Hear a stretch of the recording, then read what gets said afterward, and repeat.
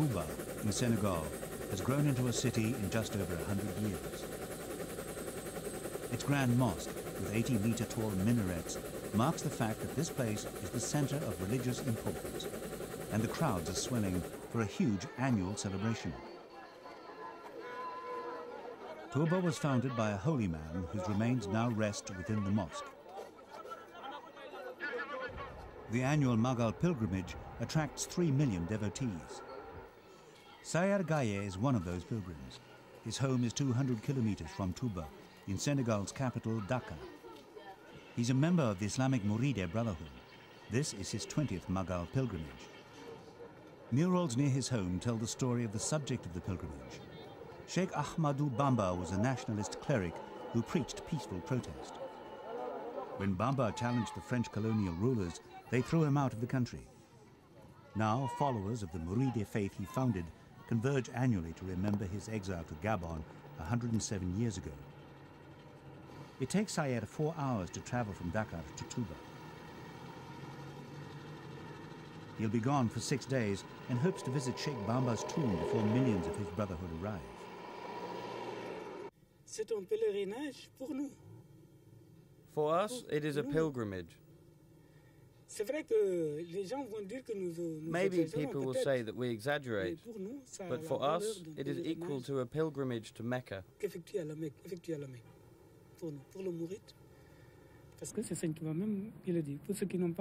Sheikh Bamba said that those without the means to go to Mecca could go to his Magog instead.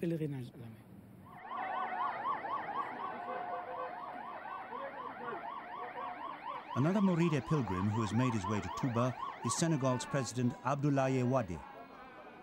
President Wade is a member of the Brotherhood himself, the first Mouride to hold the office. The president pays a visit to Sheikh Bamba's son, who's now Great Kalif of the faith, the spiritual leader of the entire Mouride Brotherhood.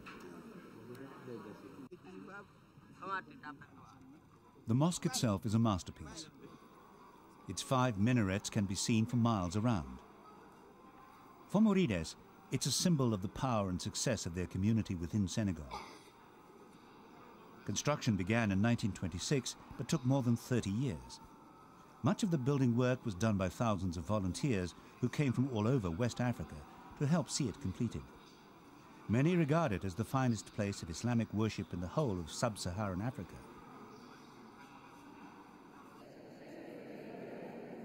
Although set in the middle of a city of 1 million people, it is, at least when all the pilgrims are at home, a tranquil place of worship.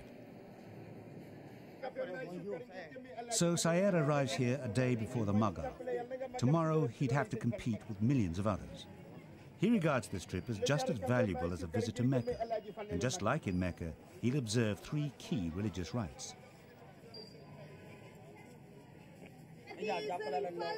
His first call is on the mausoleum of Sheikh Bamba.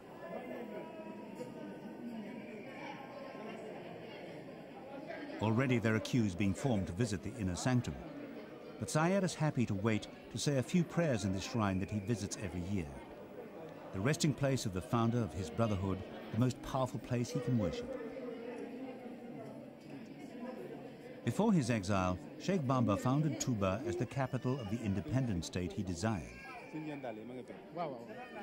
This frail, non-violent cleric who died nearby in 1927 after 2 forced exiles has had a remarkable effect on millions of people.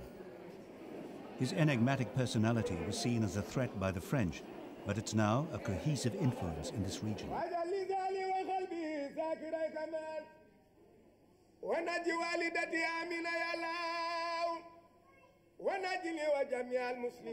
Prayers here completed, Saer moves on to the second holy place within the mosque.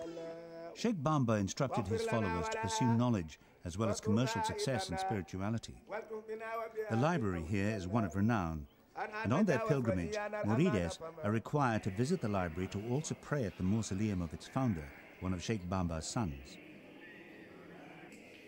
The library also holds a collection of 10,000 poems written by the Sheikh. A sip of holy water is welcome in the hot Senegalese sunshine, and it's to a well that Saer must now visit as the 3rd stage of his worship. Mourides believe the angel Gabriel came to this well to ask Sheikh Bamba to establish a city dedicated to God. This is to care for AIDS, to get prosperity, happiness, and get rid of Satan. It's very important, and each pilgrim takes some away with him for his family and his neighbours. It has been a relatively peaceful afternoon of prayer for Saer. He's had plenty of personal space to pray to his prophet and his God. But things here are about to change.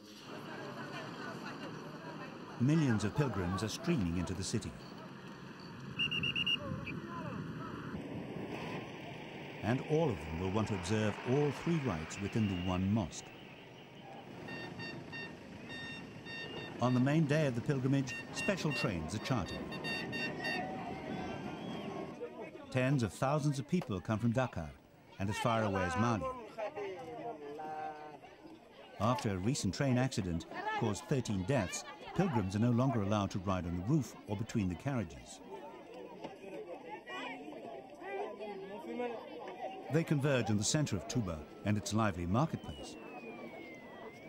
It's an opportunity for local merchants to make as much as possible from millions of visitors. Goods on sale often relate to the religious significance of the site, including collections of Bamba's poems. Saer too has been drawn to the market and purchases a souvenir book. By the middle of the day, he's been joined by millions. It's a sea of humanity. Mourides say that enduring the crowds is a test of faith. Female devotees wait patiently in line to enter the mosque. But on the other side of the mosque, the men's queue is more lively. Everyone touching the entry door in an effort to gain good luck. Coins are offered at the tomb of Sheikh Bamba's first son, who ordered the construction of the Great Mosque. Inside, pilgrims queue for hours to pray at Sheikh Bamba's tomb. The Magog pilgrimage is also a time to visit your marabout. There are hundreds of marabouts in Touba, each of them claiming to be a descendant of Sheikh Bamba. Marabouts act as spiritual guides for members of the Brotherhood. Mahfouz Mbake is the grandson of the Sheikh. His disciples give him money in exchange for spiritual advice.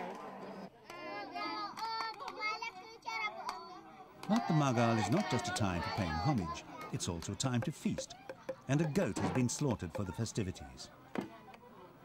Saer is staying with friends in a house full of people, an annual event.